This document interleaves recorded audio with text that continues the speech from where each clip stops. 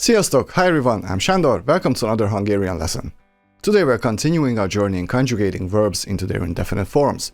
Let's see what happens when a verb stem ends in an S, an S, or a Z.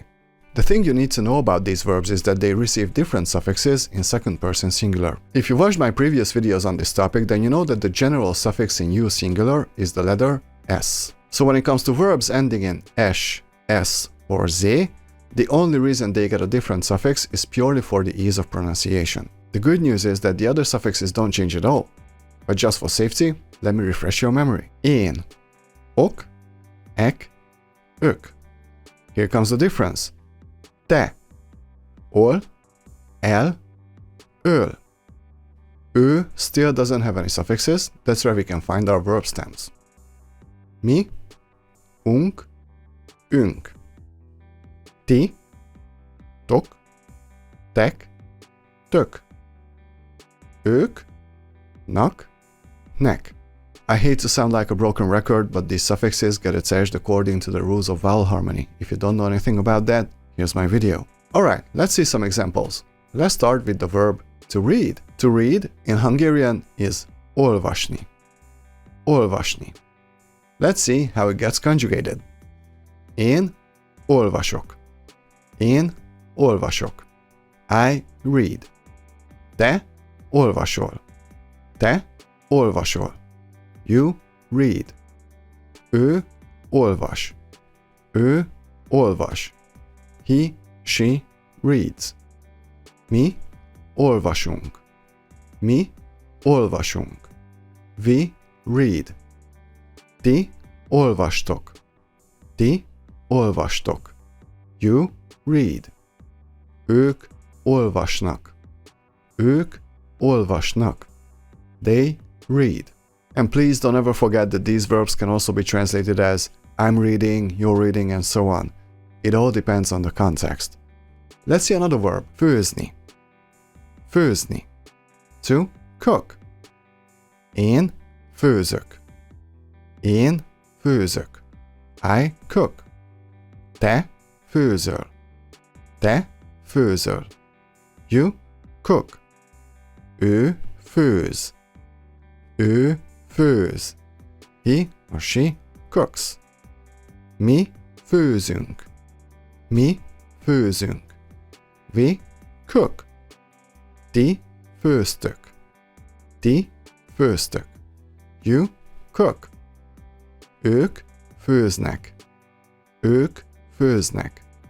They cook. Nézni. Nézni. To look or to watch. It can mean both things. We don't differentiate between the two. I'm just going to translate this as to look, but know that it can also mean to watch. Én nézek. Én nézek. I look. Te nézel.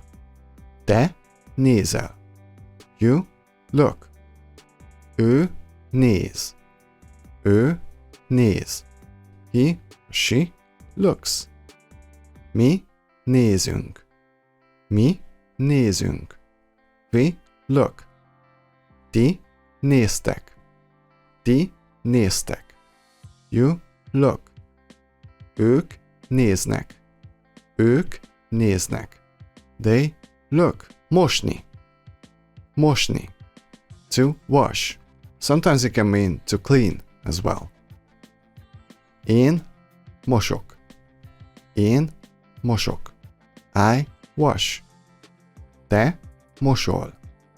Te mosol. You wash. Ő mos. Ő mos. He, she washes. Mi mosunk. Mi mosunk. We wash. Ti mostok. Ti mostok. You wash. Ők mosnak. Ők mosnak. They wash. Keresni. Keresni. To search or to look for. I'm gonna use search here, okay? But if you want to ask something like, who are you looking for? You would still use keresni. Or if you're looking for something, that's still keresni. Én keresek. Én keresek. I search. Te keresel. Te keresel. You search. Ő keres. Ő keres. He, she searches. Mi keresünk. Mi keresünk. We search. Ti kerestek. Ti kerestek. You search. Ők keresnek. Ők keresnek. They search. Hozni. Hozni. To bring. Let's go. Én hozok. Én hozok. I bring. Te hozol. Te hozol. You bring. Ő hoz. Ő hoz. He, she brings. Mi hozunk. Mi hozunk. We bring. Ti hoztok. Ti hoztok. You bring. Ők hoznak. Ők hoznak. They bring. As you might have noticed, I didn't give you any verbs ending in s. There are actually quite a few, but most of them are so-called ic verbs. We're going to talk about them in our next lesson in this series, but I would like to touch on one last thing today. Some verbs ending in a z sound lose their last vowel in first and second person singular and first person plural. It's a case-by-case scenario, so having a good Hungarian dictionary helps a lot. Let's see some examples. Végezni. Végezni. To finish.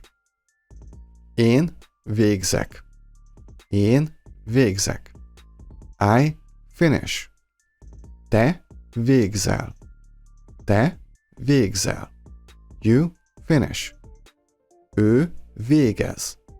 Ő végez. He, she finishes. As you can see, the A vowel is still there in third person, but it disappeared in first and second person singular. Same with first person plural, so it's mi végzünk. Mi végzünk. We finish. Ti végeztek. Ti végeztek. You finish. Again, the last vowel stays. Ők végeznek. Ők végeznek. They finish. The last vowel stays again. Képezni. Képezni. To form or to teach. Form as in like forming a sound when speaking. But it can also mean to teach or to train. So, képezni valakit. Képezni valakit means to teach or to train someone. I'm going to use to form in this case, but know that it can also have something to do with teaching. So pay attention to the context it's being used. Én képzek. Én képzek. I form. Te képzel. Te képzel. You form. Ő képez. Ő képez. He, she forms. Mi képzünk. Mi képzünk. We form. Ti képeztek. Ti képeztek. You form. Ők képeznek. Ők képeznek. They form. And one last verb. Megjegyezni. Megjegyezni. To memorize or to keep in mind. Én megjegyzek. Én megjegyzek. I memorize. Te megjegyzel. Te megjegyzel. You memorize. Notice that when a J meets a Z sound, the Z becomes a Z sound in Hungarian. Ő megjegyez. Ő megjegyez. He, she memorizes. Mi megjegyzünk. Mi megjegyzünk. We memorize. Ti megjegyeztek. Ti megjegyeztek. You memorize. Ők megjegyeznek. Ők megjegyeznek. They memorize.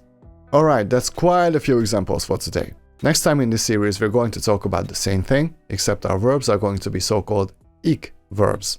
Stay tuned for that. Thank you for studying with me today. If you enjoyed this video, please hit the like and subscribe. And if you feel like supporting the channel even more, my PayPal information is in the description. See you in the next lesson. Sziasztok! A viszontlátásra!